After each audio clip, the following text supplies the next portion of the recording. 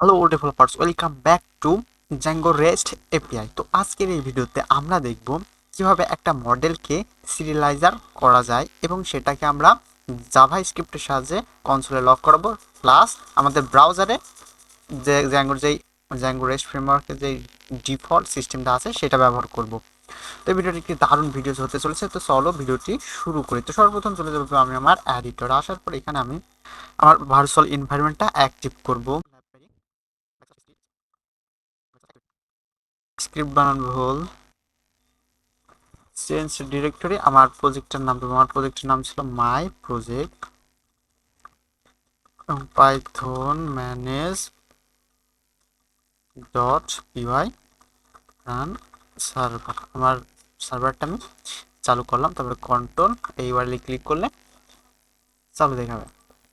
আচ্ছা, এবার আমার কিন্তু সিস্টেমে already Zango rest framework install আছে। যদি আমি তোমাকে দেখাই যে পিপ যে রিফ্রেশ, দেখো আমার কিন্তু জ্যাঙ্গো রেস্ট ফ্রেমওয়ার্ক 3.16.1 ভার্সনটি অলরেডি ইনস্টল আছে। তোমার যদি তোমার সিস্টেমে না থাকে তাহলে তুমিও ইনস্টল করে নাও। এবং আমি এই টিউটোরিয়ালের যে সোর্স কোডগুলো, সেই সোর্স কোডগুলো আমি গিটহাবে দিয়ে দেবো এবং লিঙ্ক ডিসক্রিপশনে তোমরা পেয়ে যাবা। এবং আমি এই কোর্সে যতগুলো রিসোর্স ব্যবহার করব, আমার এই রিসোর্স ফোল্ডারে এগুলো থাকবে। আমি আজকে এই টিউটোরিয়ালে একটা ছোট্ট একটা রিসোর্স ব্যবহার করেছি, এটা জাস্ট একটা ডিজাইন। আচ্ছা, আমার প্রজেক্ট টুটা আমরা আসলাম। আসার পর তো সর্বপ্রথম আমি যাবো আমার সেটিং ডট পাই ফাইলে। এখানে এখানে দেখো ইনস্টল অ্যাপের ভিতরে আমরা একটা অ্যাপ ক্রিয়েট করেছিলাম স্টুডেন্ট, এবং এখানে আমাদের রেস্ট ফ্রেমওয়ার্কটা আগে ইনস্টল দিতে হবে। তো আমি এখানে লিখবো রেস্ট ফ্রেমওয়ার্ক, রেস্ট ফ্রেমওয়ার্ক, এটাকে সেভ করলাম। আপাতত সেটিংয়ের কাজ শেষ। এরপরে আমি চলে আসবো আমার স্টুডেন্ট ফোল্ডারে, আমার এই অ্যাপ ফোল্ডারের ভিতরে। এর ভিতরে আমি একটা সিরিয়ালাইজার বানাবো। তো আমি লিখলাম, একটা ফাইল নিলাম, ফাইলের নাম দিলাম সিরিয়ালাইজার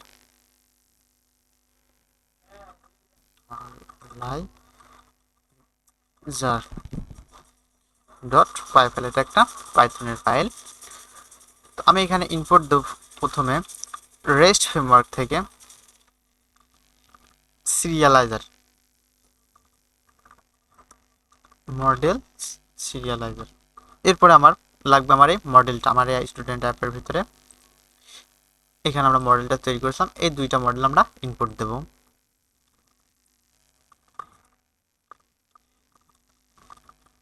দেওয়ার পর এখন আমরা একটা নতুন ক্লাস বানাবো সিরিয়ালাইজারের জন্য। ক্লাস STUDE স্টুডেন্ট আন্ডারস্কোর, এটা হলো সিরিয়ালাইজার।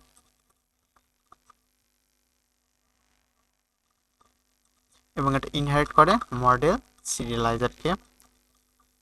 এবং এর ভিতরে আমরা একটা নেস্টেড ক্লাস দেব, মানে ক্লাসের ভিতরে ক্লাস, এর নাম দেবো মেটা। আচ্ছা, এর ভিতরে আমরা মডেল নেব ডিএল মডেল অ্যাসাইন। আমরা যেই মডেলটা সিরিয়ালাইজ করতে চাই সেই মডেলটার নাম দেবো। তো আমি স্টুডেন্টকে সিরিয়ালাইজ করতে চাই, স্টুডেন্ট দিলাম। এবং এই স্টুডেন্টের ক্লাসের স্টুডেন্টের মডেলের যে ফিল্ডগুলো ছিল সেই ফিল্ডগুলো আমাকে দেওয়া লাগবে। FIELDS ফিল্ডস, এখানে একটা স্ট্রিং নেব, আন্ডারস্কোর অল। এই অল এটার মানে হলো আমাদের এই স্টুডেন্ট মডেলের যতগুলো ফিল্ড ছিল সবগুলোকে আমরা সিরিয়ালাইজেড করব। আচ্ছা, আমরা মূলত সিরিয়ালাইজার কেন করি? আমরা মূলত সিরিয়ালাইজার করি ডাটাকে, মানে জেসন বানানোর জন্য আমরা মূলত সিরিয়ালাইজার করি। ব্যাস এতটুকু আমাদের সিরিয়ালাইজার হয়ে গেছে। এরপর আমরা একটা ভিউ পয়েন্ট বানাবো। আমি একটা স্টুডেন্ট অ্যাপের ভিতরে আসলাম, নতুন একটা ফাইল নিলাম, এটার নাম দেবো API view dot py file. তো এটা প্রথমে আমরা ইনপুট দেব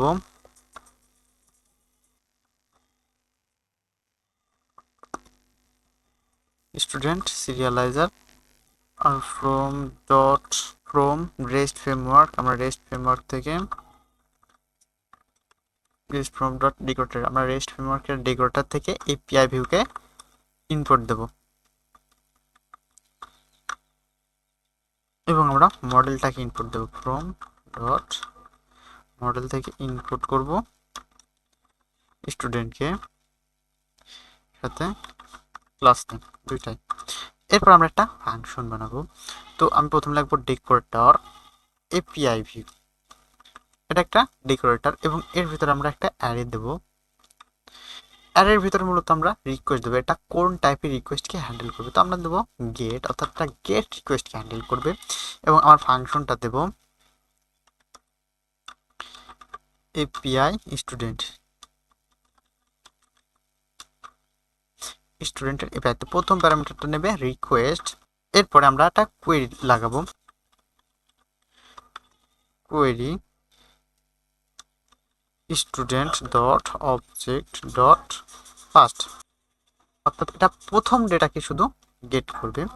দেন আমরা এটা জেসন ফরম্যাটে বানাবো। তো আমরা লিখলাম জেসন আন্ডারস্কোর ডাটা সিরিয়ালাইজার স্টুডেন্ট সিরিয়ালাইজার, প্রথমটা দেবো আমার কোয়েরি এবং আমরা রিটার্ন করবো রেসপন্সকে। তো আমরা রেস্ট ফ্রেমওয়ার্ক থেকে রেসপন্সটা ইনপুট করব। তো আমরা লিখবো রেস্ট, এখান থেকে ইনপুট দেব রেসপন্সকে এবং এখানে আমরা রিটার্ন করাবো জেসন ডাটা ডট ডাটা। তাহলে আমার কিন্তু এপিআই ভিউটা কমপ্লিট হয়ে গেল। অর্থাৎ এখন আমরা যদি একটা ইউআরএল এর জন্য এই ফাংশনটা কল করি, তাহলে আমরা আমাদের জাভা স্ক্রিপ্টে যে স্টুডেন্ট অবজেক্টে যেগুলো ডাটাগুলো আছে সেই ডাটাগুলো এখন আমরা দেখতে পাবো। চলো এবার আমরা একটা ইউআরএল বানাই। ইনপুট দেব এপিআই ভিউ, এটাকে জাস্ট রেপ্লিকেট করলাম, এখানে একটা কমা দেব, দেওয়ার পর আমরা API view dot API student, এটা একটা ফাংশন, এই ফাংশনটাকে কল করবো এবং ইউআরএল দেব জেসন এপিআই স্ল্যাশ, এটা মূলত এখন আমার নতুন ইউআরএল। এখন আমরা যদি এটাকে সেভ করি, সেভ করার পর আচ্ছা এখানে মডিউল নট ফাউন্ড এরর, আচ্ছা আমি দেখি এখানে কি সমস্যা।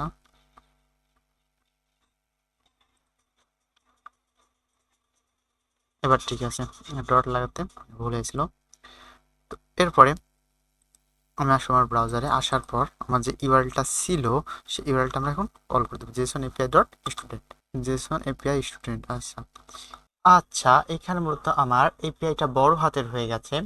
তো এটা আমার ইউআরএল এ যেহেতু ছোট হাতের এপিআই ছিল, তাই এটা আমাকে পরিবর্তন করা লাগবে। আমার ব্রাউজারে একটু প্রবলেম হচ্ছে, আমি এটাকে একবার কপি করি, কাটলাম, আবার ব্রাউজারটি ওপেন করলাম এবং এটা পেস্ট করলাম, তারপর ছোট হাতের এপিআই দিলাম। এবার যদি আমরা এটাকে রিকোয়েস্ট করি, তাহলে আমরা জ্যাঙ্গো রেস্ট ফ্রেমওয়ার্কের একটা ডিফল্ট কার্ড অপারেশনের জন্য যেটা দিয়ে থাকে সেটা আমরা পেয়ে যাব। চলো এখানে একটু পরিচয় করাই দিই। এটা এইচটিটিপি স্টেট, এটা হচ্ছে আমার ইউআরএল, এটা হলো স্ট্যাটাস, আর এটা হলো এটা কোন কোন রিকোয়েস্ট হ্যান্ডেল করতে পারবে, মানে কোন কোন রিকোয়েস্টটা অ্যালাউ আছে। এবং চলো আরও পরিচয় করে দিই, এখানে এখানে পুরোটা ব্যাখ্যা বিশ্লেষণ করা যাক। এখানে এই ইউআরএলটা যখনই কল হচ্ছে তখনই আমার এপিআই এর ভিতরে এপিআই স্টুডেন্ট এই ফাংশনটি কল হচ্ছে। তো এইখানে কোয়েরি নিলাম, কোয়েরিটা কি করছে, আমার স্টুডেন্ট অবজেক্টগুলো আমরা গেট করছি এবং জেসন ডাটা, এটা হচ্ছে সিরিয়ালাইজার, এটা কি করছে সেই ডাটাকে জেসন ফরম্যাটে বানাচ্ছে এবং এটাকে আমরা রেসপন্স করাচ্ছি। আমরা যদি এই ইউআরএলটা ব্রাউজারের সাথে কল করি তাহলে আমাদের ভিউটা দেখাবে এমন, আর এটাই যদি আমরা জাভা স্ক্রিপ্টের সাহায্যে কল করি তাহলে আমার মূলত দেখাবে, তাহলে আমার ডেটাগুলো দেখাবে শুধু। আচ্ছা আমি স্টুডেন্ট এখানে ক্লোজ করলাম, আমি টেমপ্লেট ভিতরে আসলাম, এখানে আমি একটা ইন্ডেক্স পেজ দিলাম এবং আমি রিসোর্সে আসবো। আমার রিসোর্স এখানে ইন্ডেক্স পেজের ভিতরে যা কিছু আছে সব কিছু সিলেক্ট করব, তারপর এটা কপি করব এবং এটাই এই ইন্ডেক্স পেজটার ভিতরে আমি পেস্ট করে দেব।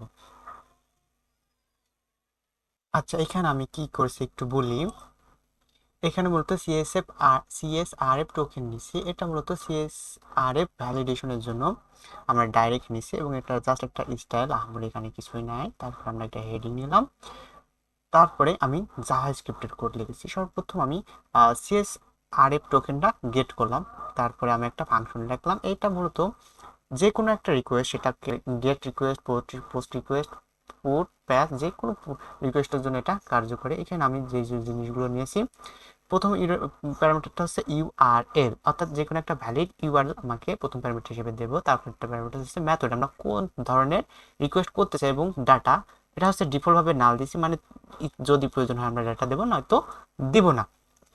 এবং এরপর আমি আমার রিকোয়েস্ট ইউআরএলটা কল করবো, আছে ইউআরএল। এখানে মূলত আমি দেব এই ইউআরএলটা এবং রিকোয়েস্টটা গেটই থাকবে। দেন যে ডাটাগুলো রিকোয়েস্ট করলে আসবে সেটা এখানে জাস্ট কনসোল ডট ব্লক করবে, অর্থাৎ আমার ব্রাউজারের কনসোলে দেখাবে। এবং আমি এখানে এটা থাক, আমি আর একটা নতুন ট্যাব নেব এবং আমি এখানে আমার হোম পেজটা কল করবো। আমি যদি এখন ইন্সপেক্ট করি এবং কনসোলে আসি, দেখো এখানে আমার অবজেক্টটা গেট হয়েছে। আচ্ছা, এখানে একটু খেয়াল করো, এখানে যে একটা মাত্র অবজেক্ট এসেছে। চলো তোমাকে আরও একটা জিনিস দেখাই। তো আমি এখান থেকে আমার যে ফাংশনটা ছিল এপিআই ভিউয়ের ভিতরে, এখানে আমরা ফার্স্ট করেছি।